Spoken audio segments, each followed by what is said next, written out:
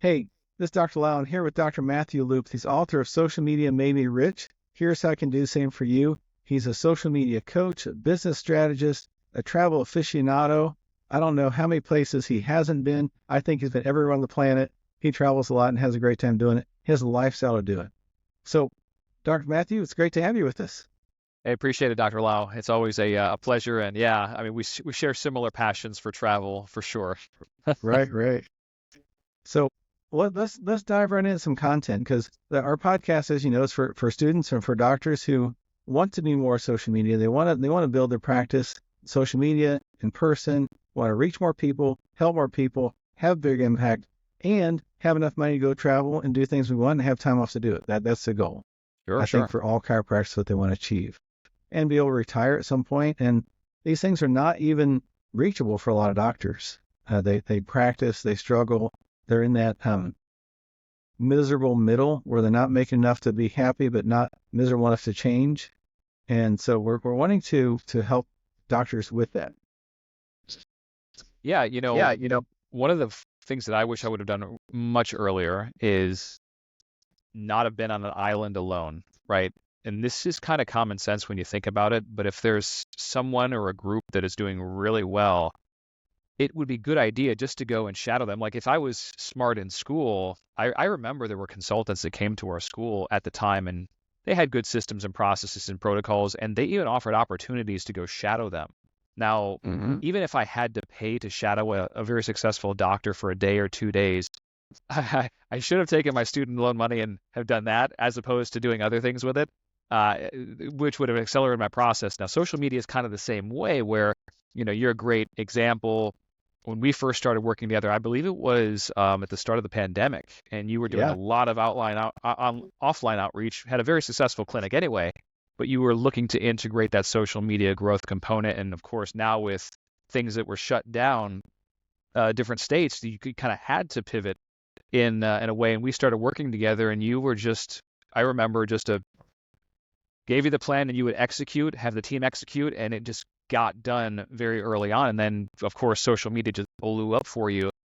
Right. I think a big reason too is, you took the action, but also you were doing it at a time where there were a lot of docs that were like scrimping, saving, holding back because there was so much uncertainty. But I was really trying to let everyone know, hey, get out in front of your people, get out there right now. I'm telling you, because in a week or a month or whenever this thing blows over, people are going to be ready, and they're not going to be any healthier, that's for sure. So they're going to need adjustments, and that turned out to be the case. So going back to what I said before, though, is it would be smart to find doctors that are doing big things right now, social media wise, have great growth systems, attracting, who knows, 30, 60 plus new patients a month, and aligning with those individuals. If you can do that, if you can start to get immersed into that world, you're going to think differently. And like you said, the miserable middle, we're not taught about certain things in school, certain basic business concepts. I remember way back in the day when I read Michael Gerber's E-Myth. That changed my life because I was like, oh my gosh, and a chiropractor, a technician doing the service, but we don't get the entrepreneurial training or the managerial training in terms of running an office or the operations. So there's those three components, but so often that entrepreneurial, that marketing side is neglected. And like you said, you don't just open the door, tell your friends and family, and they're going to come in. That's just not how it works. I wish, but that's not how it works. You know who wants the biggest discounts? Friends and family. They Percent want of the the time. discount. They want you to take care of them because you're friends, and it doesn't grow your practice and grow your impact. Yeah. Now, when you got out of school, what did you notice in terms of like how you built? Did you shadow somebody successful, or did you figure this stuff out on your own, or how did your journey go? I worked with another chiropractor, and I worked with him for about 10 months, and he had a kind of smaller practice, saw 120 a week, been there for a long time. Then I moved to Kentucky, opened my doors, had the big grand opening, and have hung up the sign, which we had hand painted on wood. My wife's great artistic, and no one showed up. No one came through the doors. And there I was sitting there going, what am I supposed to do now? So I got an invitation to a Chuck Gibson intro seminar. I went to that, and by that time I'd been open for 3 months, was seeing 7 patients a week when my parents were in town. And my wife's like, you better not sign up for anything. I'm like, I signed up for it. It's like $600 a month. She's like, we don't have money for that. We made it work. We made the investment because we made the investment and we had the faith and took action. It paid off. And that's, you brought up a really good point there. And this is something, again, I think just maybe how most people are conditioned, not even before chiropractic school, but when you get into chiropractic school, the entrepreneurial aspect isn't taught much, or maybe investing in yourself and your future. Right. I don't remember where I heard this, but there's always a price to the prize, right? Right. And what we what we pay for, we pay attention. The higher we pay, typically we're going to follow that investment through. So, when you align with a coach or mentor, it should be, maybe it'll be a little uncomfortable at first, like, whoa, like you said, $600 a month. How can I even afford this? But you knew if you didn't, there was an opportunity cost. Like I can shortcut my learning, compress time, and spend minutes to hours with this gentleman that's already figured out the practice growth blueprints. That's just, it's such a no-brainer when you actually think about it. So there's no cost there. It's pure investment. And if you are somebody that takes action and executes, you're going to do very, very well. It's just initially, psychologically, we're not used to it, and that fear of like, okay, well, is it going to work? Is it not? And I can tell you from experience now, the more that you get into investing in your own success and your skill set, the easier it is. Like nowadays, I'm always looking for who's at the top of their game in X industry. Like when I was learning mergers and acquisitions and buying businesses, I'm thinking like, who's the top of the game? How do I associate with that individual as close as I can? Because I know that time is money. That is the ultimate shortcut. So Right. I did just that. And it's like, that's the fastest way to learn. And when you're a successful business owner or chiropractor, you want speed and you're willing to buy that. Somebody said something about that at the summit. I think they said when you hire a coach or something, when you can buy their time, you can buy their money. They've invested hundreds of thousands of dollars in learning something and spent 5 or 10 years in learning something.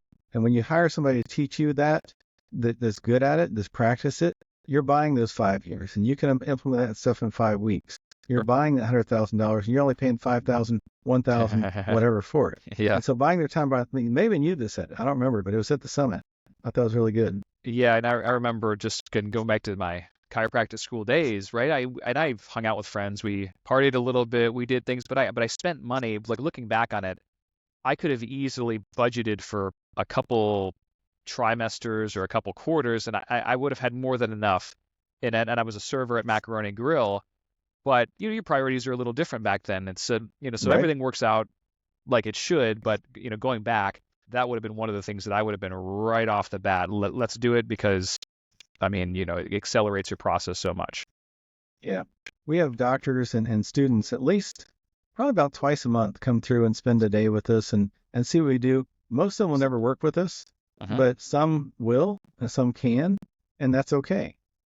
But most of them just get something hopefully and take it and help them be more successful in chiropractic, because that's what we need. We need more good, successful chiropractors. We need more millionaire chiropractors out there doing the work, providing tens of millions of dollars worth of service and getting paid a very good wage for doing so. And I firmly believe that.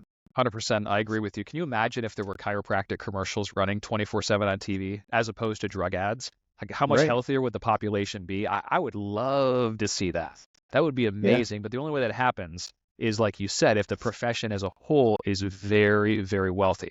And, I think, even, well, I don't know. I don't even know where it came from in the profession, but if you look at the original founder, if you look at BJ, he was a very wealthy man, Right. had no poverty mindset at all. But somewhere Right. along the line, there was this, and then this still happens with a lot of our profession. They feel bad charging more for their fees, or they feel bad giving people the care that they need with certain care plans. Like, it's like, no, you give them what they need.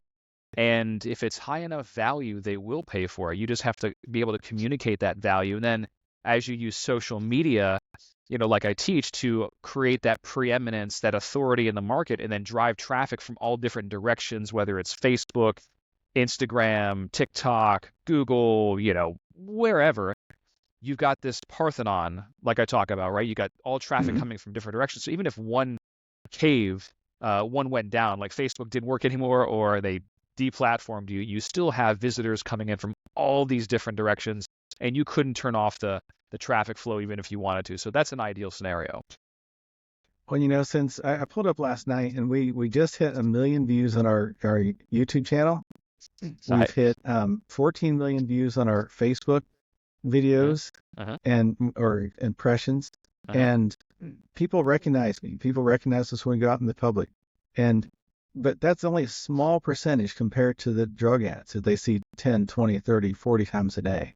Sure. Think a million views, like that's really cool. And it is, but it's not going to overcome this drug push until we have more successful chiropractors telling more successful stories and doing that. So Yeah, it's like that old saying, a rising tide raises all the ships. I've had many yeah, clients of mine and some docs that weren't even clients publish video content that goes viral.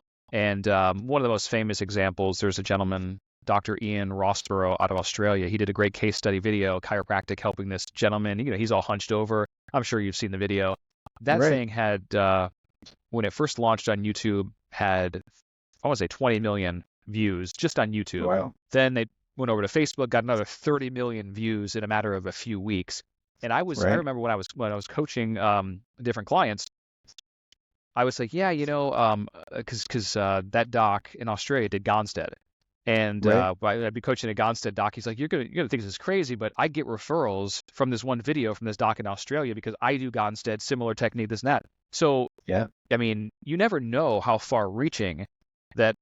If you put a piece of content out there, yeah, it could help your office, but you could be helping other docs fill their practices as it goes more viral. And, even at a worst case scenario, which is not even worst case, if you're consistent with your content, if you know how to pay to distribute that content to the masses locally in your target market, there will come a point in time where you'll eventually hit a tipping point where you'll go to a restaurant. One of my clients a couple of days ago, he's like, you're not gonna believe this, but I was at a Thai restaurant and ordering some food, and the server, she was looking down at the menu, she kept looking at me, and like she recognized me, and then she eventually said, hey, you're the doc I see doing all those videos on stretches, and you got the laser and this and that, and Right. he's like, yeah, and so you basically teach the market what to think of your brand and your practice, and that's really important because in a good portion of the markets in the United States, chiropractic still has a negative brand equity.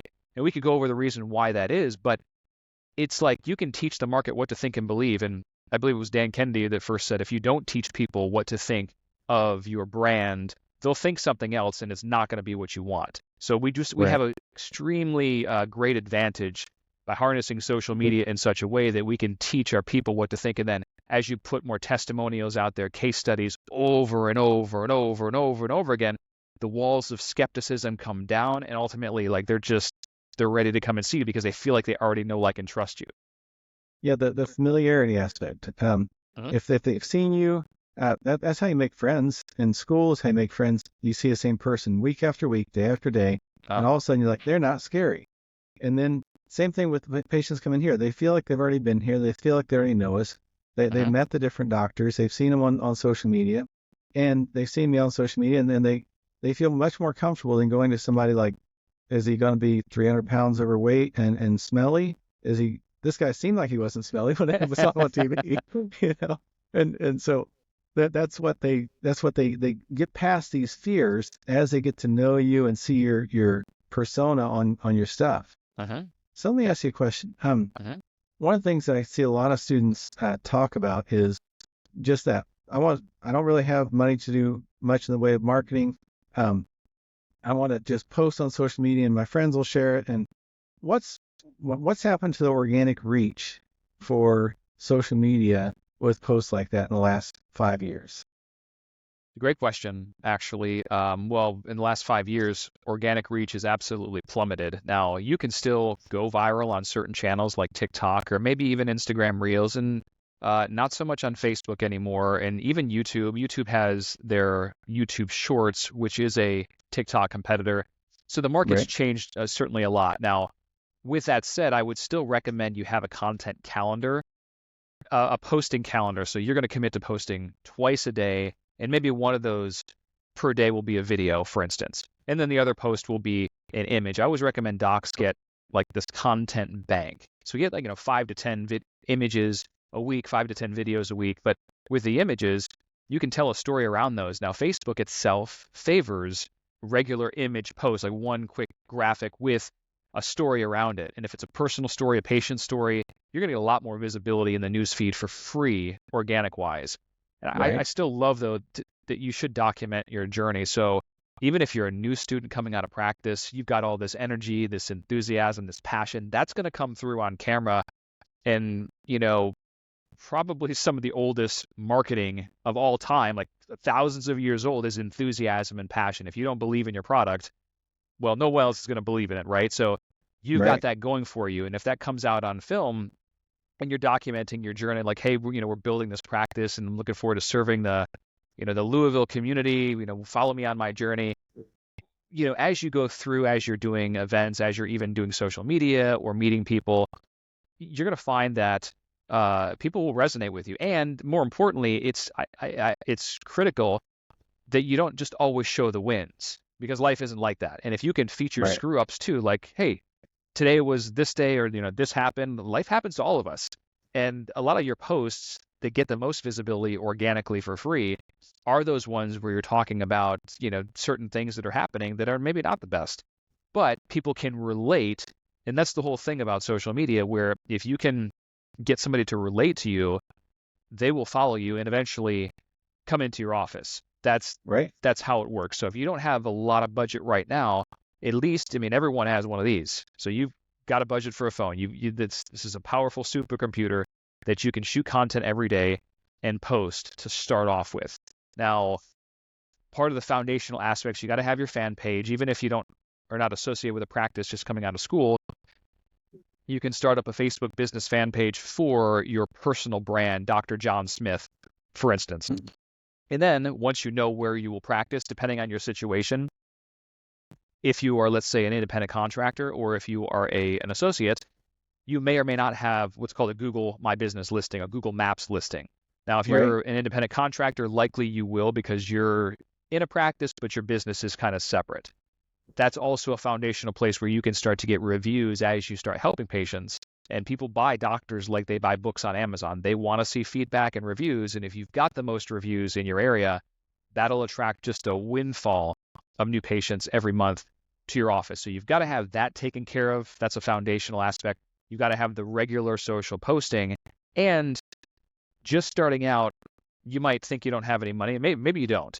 But as soon as you start to get even a little bit, and or maybe depending on what your credit limit is, you can always start testing content and ads. And what I always tell docs, especially just starting out, you don't need thousands of dollars to figure out if a campaign is going to work for you, or if it's not. In most markets in the United States, especially still to this day, you can attract a new patient in your office for under $150 in ad spend if you have a Right. good ad. If Right. it's over $150 in ad spend, likely that that ad is not going to be the greatest new patient generator. So you could turn that off. So you don't need a Right. large amount of budget to figure out if something's working. However, if whether it's a ad for a workshop that you're hosting, whether it's a condition-specific direct response ad, whether it's one of those for a chiropractic package, or a personal story post where I show a lot of docs how to take their stories or patient stories and turn them into engagement ads, promoting to the local market. As you start testing content, you'll figure out what people are resonating with the most, which is getting you the best return on investment. And then, you can then go and apply more budget. But right now, you could get started for as little as $5 a day, just putting out a post and seeing if you're getting some traction, if people are loving it. And, if not, then you can pivot. One of the things you can also do with your organic stuff, not that you're going to get a ton of, you don't get a ton of traffic on anymore, but organic, even your paid reach, is building rapport with your people. One of our doctors is a bodybuilder. Guess who automatically has rapport with? Everybody lifts weight. Everybody is bodybuilder. People looking into nutrition. He automatically has rapport. Dr. Paulson works with a lot of babies. She automatically has rapport with moms, with people with babies, asking questions, answering questions. If you're a pole vaulter, you've got rapport with some people off the bat. You just find their group and start talking to them, and just talking about, hey, I was doing pole vaulting today, and I don't know, the stick stuck in the ground before it's supposed to stick in the ground. I don't really think about pole vaulting, but Yeah. you see what I'm saying? So it's Yeah. finding these commonalities. You don't have to shoot for the whole set of the whole city of Atlanta. If you're in Atlanta, you want to shoot for a certain type of person who has, if you already have rapport with them or could have rapport, figure out where you've already got a common interest. That's very smart, and with targeting these days, you can get pretty sophisticated on social media. And I'm not going to get too techy on this interview because it might be overhead a little bit, but there are programs out there, for instance, that are just, you can use and target specific groups. So you brought up bodybuilding, for instance. There are tons of groups on Facebook that are bodybuilding related that you could join and add value to. And then, with external programs, be able to target more locally with that. So huge opportunity from a targeting standpoint, for sure. So what for doctors starting off in practice, all the doctors, what are some of the things they should watch out for? Because, there's some things that'll get you in big trouble real fast, and your page gets canceled and all the work you put into it disappears, and it can be a bad thing. Yeah. Well, so one of those things is before you start to delegate, let's say you're going to begin to run ads, it's really important to understand some of the basics about the ads platforms before you hire an agency, because I find that so many chiropractors, they can't measure accordingly. And if you can't measure something, you can't improve it, or there's costs that maybe you're not seeing and you're kind of getting taken advantage of a little bit. And just starting out, you could apply those extra dollars into the advertising itself versus the management fees. So getting your hands a little bit dirty is a big deal, for sure. And that's what I wish I would have done a lot earlier too, because that'll just save you money there. A lot of people abdicate. A lot of people abdicate their responsibility, hoping somebody else will fix a problem they don't know how to fix themselves. But how do you know if they're doing a good job? How do you know if they're doing a terrible job? How do you know what response you could or should have got if you've not gotten your hands dirty and know what the work's like? Exactly. And once you understand and have a good idea, then absolutely you can delegate it in office. Like I train a lot of in-office teams on how to do this all the time. A lot of in-office teams. And then you can delegate if you want, but at least now you can track and measure. So X agency, there's accountability. You can track what are called the KPIs, key performance indicators, and if you're in the right ballpark, right? So that's just massive. So that's like a big mistake a lot of doctors, make. Initially, they don't really learn some of the basics on the metrics. And I've got metrics cheat sheets that are like, okay, hey, do this. If it's not here, pivot here, just to make it like a science. Right. It makes it real easy. When you have that formula, it's easy to plug your numbers in and see if it makes sense, Yeah. And, another mistake a lot of docs make when they're just getting out is I think they try to be like everyone else and they don't lean into their individuality and their personality. And like you said, like their ideal client avatar, and I think knowing exactly who you want to serve is very key. Because I could put out an ad that targets everyone on something, but if you're marketing to everyone, sometimes you're kind of marketing to no one, like that old saying goes. So that's another pitfall a lot of docs fall into. And then realizing and going back to the ads platform that there's certain things you can and can't say. Like Facebook doesn't like when you make claims, even if you're 100% accurate on,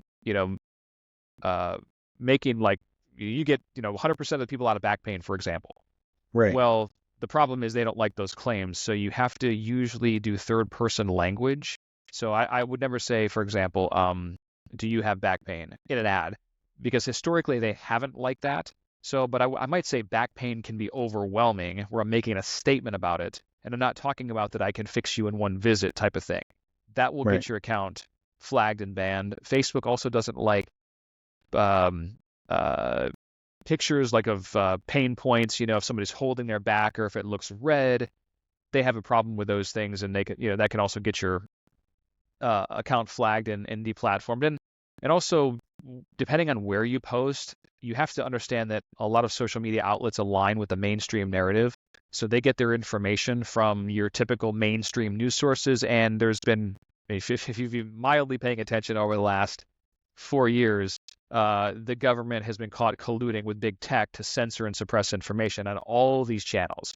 So you do run the risk of, like I always tell docs, listen, if you find something that is on your favorite alternative health website, and I've followed these guys, many are my friends, a lot of their links, they don't like their links because they're coming from non-official sources versus if you find the same article that's on, who knows, CNN, Fox News, or Reuters, or whatever, you can pull the source, and now at least you've got, you're not going to have necessarily have to worry about anything happening to your page, right? So a lot of these guys, these alternative newsletters or whatever, these health newsletters, they'll have the sources referenced at the very bottom of the article too, which is Right. nice, and you can just pull. So I would be careful about that.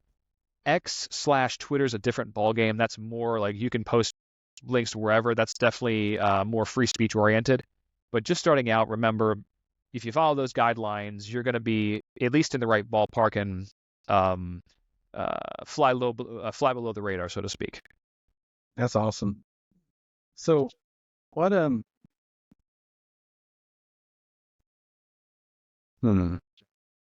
a couple more questions for you I was thinking about. Real world examples of, let's talk about answering negative reviews. That's another big thing. And I tell you what, I've gotten some negative reviews, and we just, as of yesterday, have 499 Google reviews, 4.9 stars, which means we have 490 good ones and 9 people who couldn't make happy no matter what we did. So, but that makes it more real than having all 5-star reviews. I think if somebody's got 6 stars and a 5-star rating, it's probably not believable. Yep. They got their mom, their uncle, and their favorite cousin. So how do you recommend answering those so that it's graceful, it's not offensive? Sure. Yeah, that's great. That's a great thing that you brought up. It's always hard when you put your heart and soul into something and then you get a negative review, right? Because you're trying to help people. I remember the first time I got a negative review on my book. It was like a punch in the stomach, right? Because you put all this effort, and I have so many people that have benefited, made millions of dollars from the information there, and of course I have as well. But you get people that are just like, for whatever reason, maybe they woke up on the wrong side of the bed that day. In your office, for example, maybe there is a miscommunication about the billing, which could happen. You got to be very transparent and upfront. But I always recommend responding to negative reviews because it shows that you're not hiding, number one. And do so professionally. Don't attack anyone, even if they're totally off the mark.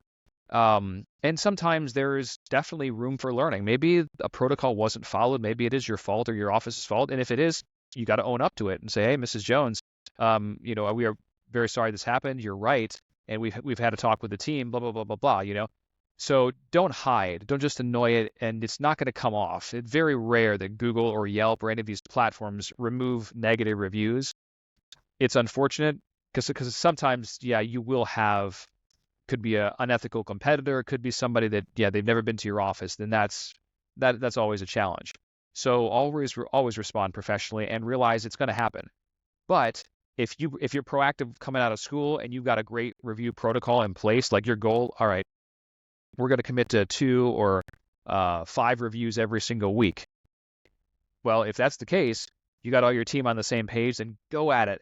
Because eventually you're going to get negative review. Now, if you've got 50 5-star reviews and then that first negative comes, boom, okay, it sucks, it's not good, but you've got 50 other ones that are bearing in it, and it doesn't really affect the overall rating. If you're reactive and not proactive, and you're just going along your business, and then all of a sudden, 2 months down the road, you get a 1-star review, like who knows why. But now you got a 1-star review where you got 1 star on your listing, no other reviews. That will hurt your reputation. It'll hurt your new patient flow. So you don't ever want to be in that position. And you can even, if you ever need any additional help, we do live in a great time where you can use ChatGPT to assist you if you don't really know how to respond to a review. I always tell my clients, like, hey, if you want me to look at something, or just send it over to me before you respond, and I'll give you my honest feedback. But you can also go to ChatGPT and say, hey, I have a small business, a chiropractic office. Somebody left a negative review on this. I want to respond in a professional manner. I don't want to attack them. And you can get an idea of maybe a good response that is that you can mold into your own words, essentially. So that is a great tool that you can use to potentially soften the blow and diffuse any situation. when you're starting out, every one of those hurts more than when you have 500 people a week. You can accept so much. When you have 10 people a week, one of them is really hits you hard. And one of the things I try and do is I give it the 48-hour rule, and I'll respond for 48 hours because first 24 hours I'm mad. I would say all kinds of nasty stuff maybe, and I get that out. My wife listens to it, and then I formulate a response which is gracious and understanding, and usually not disagreeing with them, just saying I'm sorry that you had the experience. I'm sorry that I wasn't clear on that. I apologize. And we had a guy come in, I don't know, a couple years ago. This lady just left us this 3-page scathing review, and I responded kindly and said, these are hours for that, and you weren't here for the hours for that, and I apologize we couldn't do that for you. The guy comes in, man, you have so many good reviews, but one lady, she just didn't seem to understand how your office worked. So he answering it made a big difference in him coming in. So I really like that. That's awesome. I love that philosophy. Waiting a couple days. That's really smart because you're just depending on your personality, you can be hot-headed, and also it's just again somebody's attacking your baby. Like you're always trying to help people, and you don't know what somebody is going through that day. You really don't. And sometimes if it's diffused a certain way, they might come back and say, "Hey, I'm sorry." Other times a phone call can work really well. Like, "Hey, Mary, we saw that you left feedback online, and I just wanted to call you personally to get to see what happened, or just the fact of reaching out and being proactive and not even saying, hey, remove this review, please. No, just reaching out. A Right. lot of times that will go a long way, and they'll, remove it on their own, or they'll adjust the star rating. Right. Exactly. So we're getting ready to wrap up here in the next few minutes. What if you were to give our listeners, our viewers, 3 tips on being active and growing in the social media world that we have right now, what would those be? 3 tips. Well, the first one I think is important to reverse engineer other doctors that are successful in the areas. Like, see what other offices are doing, how they're posting their ads. Facebook has this great thing called the ads library where you can go on Facebook and search in the search bar, just search ads library, and it'll pull Mm-hmm. up. So you can see different ads that other people are running to get an idea. And if they've been running those ads for months, well, they might be profitable campaigns. So you can at least get some intelligence that way. I always like to, whenever I go into any market, I just want to see, okay, who am I up against? And I say that is, you should collaborate with other chiropractors, number one. It's not really Right. competition. But at the same time, you're looking to grow, and there is healthy competition about, okay, wanting to get more reviews or double the amount of reviews than so-and-so down the street, because that's how people buy docs anyway. So there should be a healthy competition, I believe. But at the end of the day, cross collaboration is powerful. I mean, if you have a pediatric practice and you don't see auto accident cases, you should have an auto accident doc that you have a great relationship with. He might not want to see pediatric cases, and could be a Right. potential cross referral promotion. And that's where a lot of chiropractors, they just don't do a good job referring to each other. So that's a low area of low hanging fruit. But Right. going back to what I said before, yeah. So reverse engineering other doctors is a really smart idea. Just kind of coming out. And what was the question again? It was Just three three. three tips. So reverse engineering, getting a community of doctors, knowing who else is there, and Yeah, collaborating is great tips. Do you have one more? yeah. So well, this is really common sense too, but the consistency, right? There's so many times where focus and consistency is a superpower in today's time. It really Mm-hmm. is. There's no like magic tricks or gimmicks that you and I have used. I mean, we always stay abreast of new strategies and trends and whatnot, and but like if you look at the most successful chiropractors or entrepreneurs, they're just really consistent and focused on what they do. And there's always shiny objects on social media or online Mm-hmm. and offline. And so many times I've consulted docs that they're doing great things, and then for some odd reason, a year ago, they stopped doing that great thing that was producing referrals because they got a shiny object over here. So one of the Right. things I'll always have them do is like, hey, last 2 or 3 years, what were your highest months? What were you doing? Are you still doing those things on top of Right. social media? So like that is critical. You've got to stay focused, and whether it is through the consistency of posting on social media, the consistency of running ads, and routines, because if you can get into an empowering routine or have your staff doing these things regularly, you will see results. It's just only a matter of time before that dam breaks and you got the avalanche, right? So Right. that's a huge factor right there, the consistency with the social media aspect and the marketing. That's awesome. That's awesome. Okay. You mentioned one thing about the competitor research. I was doing some research on keywords and looking at our competitors' keywords, and the keyword I typed in that time was chiropractors near me. You know who our biggest competitor is? Here's that. Eli Lilly, the drug company. They're spending over $1 million a year on the term chiropractors near me to get people to their Wow. drug page. And so they knew we're their competition. That's why I spend $1 million on it. So my competition is not the guy next door, not the guy down the street. My competition is the drug company who wants patients to keep taking these things and doing what they're doing and not doing what we're doing. So Yeah, and that's kind of that's a crazy. really important point. I knew they spent a lot of money on that, social media wise, Google and in your typical conventional media. So like I said, it would be great to see all chiropractors understanding social media and the internet and just marketing in general, so we could have a massive edge. And the tables were flipped. But you're right. When you break it down to a deeper seated mission, this is also really important for docs coming out. It's like if you connect with your mission and your why, even if you're not the greatest in the marketing strategies initially, it's almost like the universe conspires and it brings in patience and success for you. So I think that's really important, and people can sense that. If you're really committed and if you talk from the heart and you're authentic, they're going to want to rally around a movement. The masses love to align with different movements that are bigger than you or I. And if you can really connect and share your mission and why, you'll attract the right people in your office, and they'll be lifetime patients because they don't want to go to the drug dealer down the street because they know Right. that's what they're going to get. It's not causative care. Yeah, absolutely. Absolutely.